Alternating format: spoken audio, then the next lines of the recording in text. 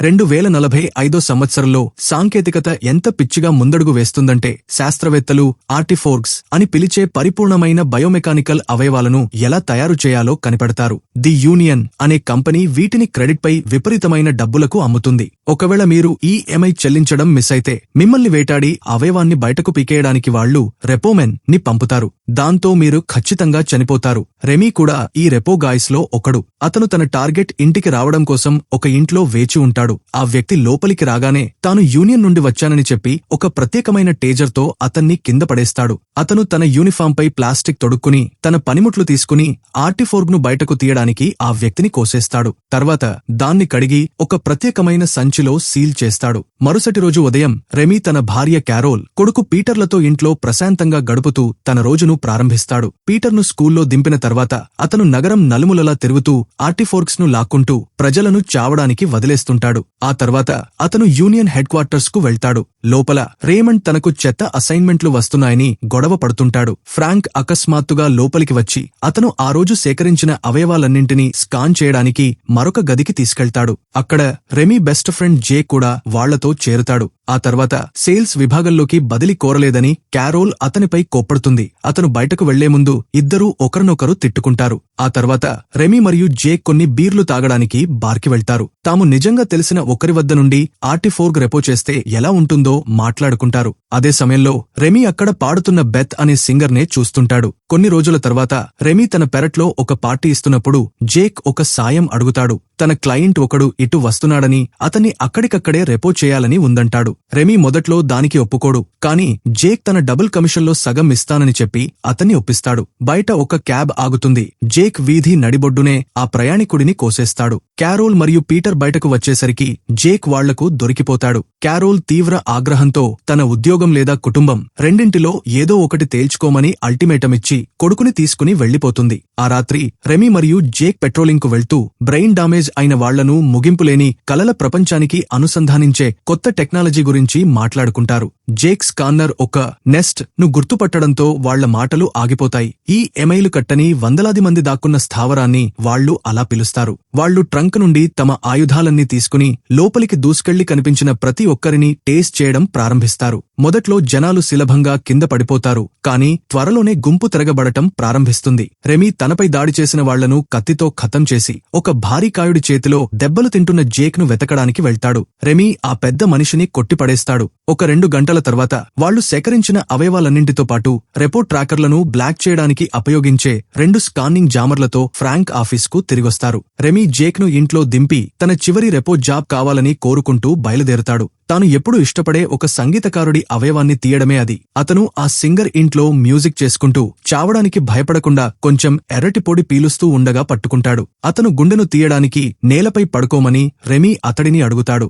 డీఫిబ్ పరికరాన్ని ఉపయోగించి అతను మొదట సింగర్ గుండెను ఆపాలి. కాని అతను ప్యాడ్లను పెట్టగానే మెషిన్ రివర్స్ అయి రెమీకి షాక్ కొట్టి స్పృహ తప్పిపోయేలా చేస్తుంది. కొన్ని రోజుల తర్వాత జేక్ మరియు ఫ్రాంక్ తన పక్కన నిలబడి ఉండగా అతను హాస్పిటల్ బెడ్ పై కళ్లు తెరుస్తాడు. ఆ ప్రమాదానికి పాడైపోయిన డీఫిబ్ కారణమని వాళ్లు చెప్తారు. ఆ తర్వాత అసలు షాకింగ్ నిజం చెప్తారు. రెమీ సొంత గుండె స్థానంలో ఒక ఆర్టిఫోర్గ్ అమర్చబడింది. రెమీ తనకు ఆ మెకానికల్ గుండె వద్దని చెప్పి మంచం మీద నుండి దూకుతాడు. నేలంతా రక్తం చింది పడిపోతాడు. ఆసుపత్రి నుంచి డిశ్చార్జ్ కాగానే అతను నేరుగా ఇంటికి వెళ్తాడు. కాని క్యారోల్ లాక్స్ మార్చేయడంతో లోపలికి వెళ్లలేకపోతాడు. ఆమె తలుపు తీసి అతనికి ఒక సూట్ కేస్ చేతిలో పెట్టి ఆ చివరి పని ఒప్పుకున్నప్పుడే అతను తన కుటుంబం కంటే ఉద్యోగాన్నే ఎంచుకున్నాడని చెప్తుంది. రెమీ జేక్ దగ్గరికి వెళ్తాడు. అక్కడ జేక్ అతనికి డ్రింక్స్ ఇస్తానన్నా రెమీ మాత్రం పడుకుని విశ్రాంతి తీసుకోవాలనుకుంటాడు. కొన్ని రోజుల తర్వాత అతను మళ్లీ పనికి వెళ్తాడు. ఒక కొత్త కేసు తీసుకుంటాడు. అతను ఒకడి ఇంట్లోకి జొరబడతాడు. ఆ వ్యక్తి ఎదురుదాడి చేయడంతో అతడి గొంతు పిసికి పడేస్తాడు. దాంతో రెమీ చాలా అలసిపోయి గుండె వేగంగా కొట్టుకోవడం మొదలవుతుంది. అవయవాన్ని నిజంగా కోసి తీయాల్సిన సమయానికి అతని చేతులు కంట్రోల్ లేకుండా వణికిపోతాయి. అతను ఆ పని చేయలేకపోతాడు. మరుసటి రోజు తన కొడుకుని ఒకసారి చూడటానికి అతను క్యారోల్ ఇంటి బయట వేచి ఉంటాడు. అతను పీటర్ను గట్టిగా కౌగిలించుకుని క్యారోల్తో మాట్లాడటానికి తీసుకోవడానికి ప్రయత్నిస్తాడు, కానీ ఆమె అతని గుండె ఈఎంఐ చెల్లింపులు ఇప్పటికే ఆలస్యమయ్యాయని చూపే ఒక ఉత్తరాన్ని అతనికి ఇస్తుంది. ఆ తర్వాత రెపో జాబ్ గురించి అబద్ధం చెప్పినందుకు జేక్ అతన్ని నిలదీస్తాడు. మైండ్ సరిగ్గా సెట్ అయ్యాక మళ్లీ కలిసి పనిచేద్దామని చెప్తాడు. అతనికి ఆఖరి పేమెంట్ నోటీసు రాగానే జేక్ అతన్ని ఒక నెస్ట్కు లాక్కెళ్తాడు. అతని కోసం ఒక ఇద్దరిని టేస్ కూడా చేస్తాడు, కానీ రెమీ ట్రిగ్గర్ నొక్కలేకపోతాడు. విసుగొచ్చిన జేక్ కోపంగా బయటకు వెళ్తూ ఈ మత్తులోంచి బయటపడి తన అప్పు తీర్చడానికి సరిపడా అవయవాలు సేకరించే వరకు మొహం చూపించవద్దని చెప్తాడు. కొంతకాలం తర్వాత బార్లోని పాట వినపడి రెమీ మేల్కొంటాడు. అతను ఆ సంగీతాన్ని అనుసరిస్తూ వెళ్లి చాలా అనారోగ్యంతో ఉన్న బెత్ను చూస్తాడు. దాంతో ఆమె శరీరం నుండి విషపదార్థాలు బయటకు పోయే వరకు ఆమెను చూసుకోవడానికి ఒక మోటెల్కి తీసుకెళ్తాడు. అతను ఆమెను స్కాన్ చేసినప్పుడు ఆమె ఒళ్లంతా ఆర్టిఫోర్క్స్ నిండి ఉన్నాయని, ప్రతి ఒక్కదాని ఈఎంఐ గడువు ముగిసిపోయిందని గ్రహిస్తాడు.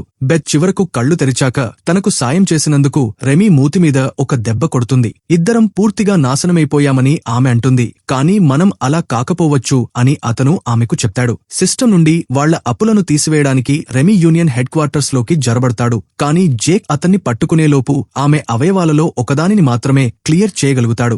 జేక్ చాలా కోపంగా ఉంటాడు, కానీ రెమీ తన టేజర్ను తిరిగి ఇవ్వడంతో జేక్ అతన్ని వదిలేస్తాడు. రెమీ మరియు బెత్ పట్టణపు శివార్లకు కారు నడుపుకుంటూ వెళ్లి కారును తగలేసి ఒక పాత పాడుబడిన భవనంలో దాక్కుంటారు. ఈలోగా యూనియన్లో ఫ్రాంక్ రెమీ ఫైల్ను జేక్కి ఇవ్వడానికి ప్రయత్నిస్తాడు, కానీ జేక్ నిరాకరిస్తాడు. మిగతా రెపోగాయ్స్ కూడా దాన్ని తిరస్కరిస్తారు. రోజులు గడుస్తాయి. రెమీ మరియు బెత్ చెత్తను ఉపయోగించి ఆ పాడుబడిన స్థలాన్ని ఒక వెచ్చని చిన్న స్థావరంగా మార్చుకుంటారు. ఒక రాత్రి తన ఒంటిపై ఉన్న ఆర్టిఫోర్క్స్ అన్నింటినీ ఎలా పొందిందో ఆమె చెప్పిన తర్వాత వాళ్ళిద్దరూ ముద్దు పెట్టుకుని ఒకటవుతారు. కొన్ని వారాల తర్వాత బెత్ తన ఆర్టిఫోర్గ్ చెవుల సహాయంతో బయట ఒక వింత శబ్దాన్ని వింటుంది. రెమీకి అది వినపడకపోవడంతో అతనికి వినిపించడానికి తన తలకి హెడ్ఫోన్స్ తగిలిస్తుంది. ఆ శబ్దం భవనంలోకి వస్తున్న రేమండ్ది అని తేలుతుంది. నేలలో ఒక పెద్ద కన్నం ఉన్న గదిలోకి వాళ్లు తమ సామాన్లను మార్చి దాన్ని ఒక బెడ్షీట్తో కప్పేస్తారు. రేమండ్ లోపలికి వచ్చినప్పుడు బెత్ తలుపు వెనుక దాక్కుంటుంది. రెమీ సాధారణంగా నటిస్తాడు. రెమీ అంత తేలికైన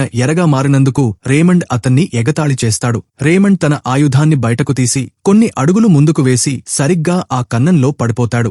బెత్ అతన్ని చూడటానికి ముందుకు వెళ్లినప్పుడు ఆమె కూడా కింద పడిపోయి తన నకిలీ మోకాలిని విరగ్గొట్టుకుంటుంది. రేమండ్ తన టేజర్ కోసం చేయి చాచడంతో రెమీ అతన్ని కొట్టి స్పృహ తప్పేలా చేస్తాడు. వాళ్లు రేమండ్ కారును దొంగిలించి సామాగ్రి కోసం మళ్లీ నగరానికి వెళ్తారు, కానీ బెత్ తనకు దొరికిన కొన్ని తాత్కాలిక పనిముట్లతో తన మోకాలిని తనే బాగుచేసుకుంటుంది. యూనియన్ పార్కింగ్ గ్యారేజీలో ఒక పెద్ద ఊపిరితిత్తుల కాస్ట్యూమ్లో ఉన్న వ్యక్తి సిగరెట్ బ్రేక్ తీసుకోవడం రెమీ చూస్తాడు. ఎవరికీ అనుమానం రాకుండా లోపలికి వెళ్లడానికి ఆ సూట్ను దొంగిలిస్తాడు. అతను ఫ్రాంక్ ఆఫీస్లోకి వెళ్లి ఒక 2 గుద్దులతో అతన్ని కింద పడేస్తాడు. తన వెంటపడే వేరే ఎవరికైనా హెచ్చరికగా రేమండ్ రెపో టాటూ ఉన్న చర్మం ముక్కను ఫ్రాంక్కు అందిస్తాడు. తనను సిస్టమ్ నుండి తీసివేయాలని రెమీ డిమాండ్ చేస్తాడు, కానీ రెమీ చివరి విన్యాసం తర్వాత సిస్టమ్ అప్గ్రేడ్ అయిందని ఫ్రాంక్ వివరిస్తాడు. ఇప్పుడు అసలు అవయవాన్ని స్కాన్ చేయడం ద్వారా మాత్రమే అప్పులు క్లియర్ అవుతాయి. ఫ్రాంక్ అతనితో బెరసారాలు ఆడటానికి ప్రయత్నిస్తాడు, కానీ రెమీ అతన్ని కొట్టిపడేసి సిగ్నల్ జామర్లను గుంజుకుని బెత్ దగ్గరకు వెళ్లి దేశం విడిచి పారిపోతున్నామని చెప్తాడు. ఫ్రాంక్ లేవగానే రెమీని వేటాడమని జేక్ను ఆదేశిస్తాడు. ఎయిర్పోర్ట్లో రెమీ మరియు బెత్ సెక్యూరిటీని దాటడానికి జామర్లను ఉపయోగిస్తారు, కానీ బెత్ కాలు నుండి రక్తం కారడం మరొక ప్రయాణికుడు గమనించడంతో వాళ్లను పట్టుకుంటారు. సెక్యూరిటీ ఆఫీస్లోకి వెళ్లేటప్పుడు రెమీ రహస్యంగా ఆ జామర్లను డస్ట్బిన్లో పడేస్తాడు. ఒక గార్డు బెత్ మోకాలికి కట్టుకట్టడానికి సిద్ధమవుతుండగా ఇద్దరు రెపోమెన్ వచ్చి రెమీని స్కాన్ చేసి పెద్ద అలారం మోగిస్తారు. ఆ ఇద్దరూ వేగంగా స్పందించి దొరికిన దాంతో ఎదురుదాడి చేస్తూ గార్డులతో భయంకరమైన ఫైట్ ప్రారంభిస్తారు. గార్డులు కింద పడిపోయాక వాళ్లు గదిలోంచి బయటకు వచ్చి జేక్కి ఎదురుపడతారు, కానీ అతను లాక్ చేసిన సెక్యూరిటీ గేట్ వెనుక ఉండిపోవడంతో రెమీ బెత్ను తీసుకుని భవనం నుండి బయటకు పరుగెడతాడు. వాళ్లు కారెక్కేసి బెత్ గతంలో డేట్ చేసిన అండర్ గ్రౌండ్ ఆర్గాన్ డీలర్ ఆడమ్ను కలవడానికి మురికివాడలోని ఒక అనుమానాస్పద భవనానికి వేగంగా వెళ్తారు. బెత్ మోకాలి ఆపరేషన్ కోసం ఆడమ్ వాళ్లను ఆల్వా దగ్గరకు పంపుతాడు. ఆపరేషన్ కోసం వాళ్లు అక్కడకు వెళ్లినప్పుడు అక్కడ ఇద్దరు ఆల్వాలు ఉన్నారని గ్రహిస్తారు. మత్తుమందు ఇచ్చే ఒక పెద్ద అమ్మాయి మరియు అసలు ఆపరేషన్ చేసే ఒక చిన్న పిల్ల. ఆ పిల్ల అంత చిన్న వయసులో ఉండటం చూసి రెమీ భయపడతాడు, కానీ చిన్న ఆల్వాకు పని బాగా వచ్చు. ఆపరేషన్ పూర్తి చేస్తుంది. ఒక 2 గంటల తర్వాత బెత్ మేల్కొన్నాక వాళ్లు ఆడమ్ స్థావరానికి తిరిగొచ్చేసరికి అతను ఇప్పటికే రెపో చేయబడి చావడానికి వదిలేయబడి ఉంటాడు.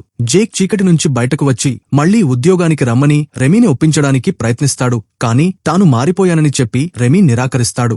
జేక్ అసలు బాంబు పేలుస్తాడు. అది అసలు ప్రమాదమే కాదని రెమీ విపరీతమైన అప్పుల్లో కూరుకుపోయి సేల్స్ కి వెళ్లకుండా ఉండటానికే తాను ఆ డిఫిబ్రిలేటర్ను పాడు చేశానని ఒప్పుకుంటాడు. వాళ్ళిద్దరి మధ్య దారుణమైన ముష్టియుద్ధం జరుగుతుంది. మొదట్లో ఇద్దరూ సమానంగా పోరాడుతున్నట్లు కనిపించినా చివరకు జేక్ రెమీని లొంగదీసుకుని ఒక గోడ గుండా విసిరకొడతాడు. అతను రెమీని విపరీతంగా బాదుతాడు. కానీ జేక్ తనను కొట్టిపడేసేలోపే రెమీ కత్తితీసి జేక్ కాలులో పొడుస్తాడు.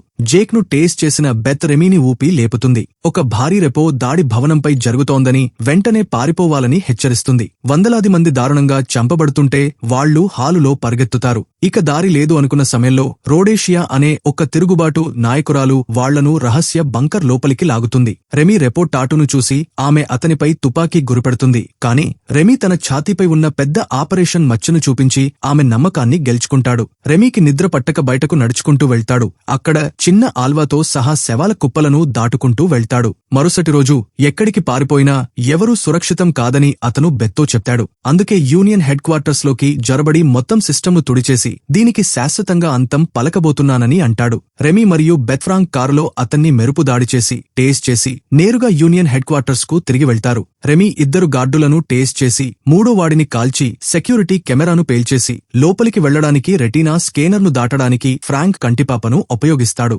వాళ్లు గార్డులను తప్పించుకుంటూ లోపలికి దూసుకెళ్తారు. ప్రమాదవశాత్తు ఆర్టిఫోర్క్స్ పై పనిచేస్తున్న శాస్త్రవేత్తలతో నిండిన ల్యాబ్లోకి వెళ్తారు. చాలామంది శాస్త్రవేత్తలు వాళ్లను పట్టించుకోరు. కానీ ఒకతను లేచి వెనుక తలుపు నుండి జారుకుంటాడు. రెమీ అతన్ని పాలవడానికి ప్రయత్నిస్తాడు. కాని గార్డులు లోపలికి వచ్చి గుడ్డిగా కాల్పులు జరుపుతారు. ఆ ఎదురు కాల్పుల్లో పలువురు శాస్త్రవేత్తలు చనిపోతారు. రెమీ మరియు బెత్ అదే దారిలోంచి బయటకు వచ్చి డేటాబేస్ మెయిన్ ఫ్రేమ్ కు వెళ్లే హాలులోకి చేరుకుంటారు. కాని అక్కడ రెపోమెన్ మరియు సెక్యూరిటీ దళం భారీగా కాపలా ఉంటుంది. అక్కడ ఘోరమైన రక్తపాతం జరుగుతుంది.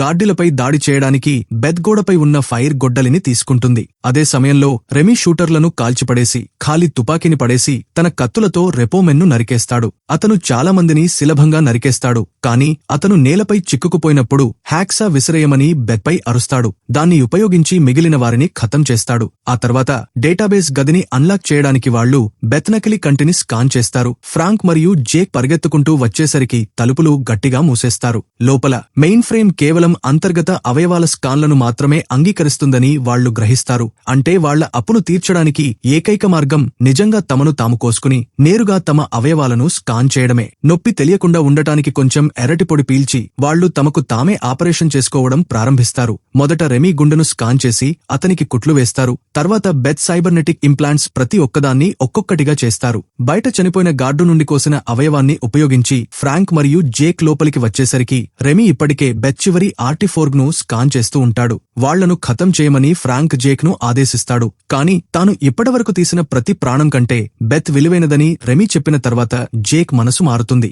జేక్ ఫ్రాంక్ ను పొడిచి చంపేస్తాడు. బెత్ ను మేల్కొల్పడానికి రెమీకి అడ్రినాలిన్ ఇంజెక్షన్ విసిరేస్తాడు. స్కాన్ చేసిన అవయవాలను ట్రేలో వేయమని మెయిన్ ఫ్రేమ్ అడిగినప్పుడు జేక్ దానికి బదులుగా 2 సజీవ గ్రెనేడ్లను లోపలికి విసిరి మొత్తం సిస్టమ్ను పేల్చేస్తాడు. అలా ప్రతి కస్టమర్ అప్పు పూర్తిగా తుడిచిపెట్టుకుపోతుంది. కొంతకాలం తర్వాత రెమీ, బెత్ మరియు జేక్ ఎండగా ఉన్న సముద్ర తీరంలో సరదాగా గడుపుతుంటారు. జేక్ అకస్మాత్తుగా మాయమైపోతాడు. సముద్రం స్టాటిక్ శబ్దంతో గ్లిచ్ అయి మళ్లీ మామూలుగా మారుతుంది. అసలు విషయమేమిటంటే రెమీ నిజానికి కోమాలో ఉన్నాడు. ఆడమ్ స్థావరం వద్ద జేక్ అతన్ని కొట్టిపడేసిన తర్వాత అతను కళ్లు తెరవనే లేదు. ఆ దాడిలో సేకరించిన అవయవాలను ఉపయోగించి జేక్ రెమీ అప్పు తీర్చేసి అతన్ని న్యూరల్ నెట్ కి అనుసంధానించాడు. బెత్ సంగతి చూసుకునే ముందు అతనికి ఆఖరి వీడ్కోలు చెప్పాడు. ఇప్పుడు రెమీ తన స్వంత మనస్సులోనే ఎప్పటికీ సంతోషకరమైన జీవితాన్ని గడిపే అవకాశం పొందుతాడు. Please like and subscribe.